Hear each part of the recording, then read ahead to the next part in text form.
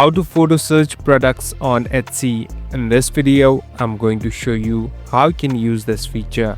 First of all, open the application. So now I'm in my home page. So basically this is a place where you can find different products and even browse through them. Here on the top, there's a search box. Simply tap on the search box, and here on the right top, you can find this camera icon. Simply tap on this camera icon, and here you can either take a photo or you can directly select an existing photo. Now here I'm tapping on take a photo. Now you can easily search for the photo that you like. So here I'm clicking a photo and you can easily send it. Now Etsy will search the images that you uploaded and give you similar results. At last you can easily find them and buy them. Thank you for watching this video. I hope this video will help you.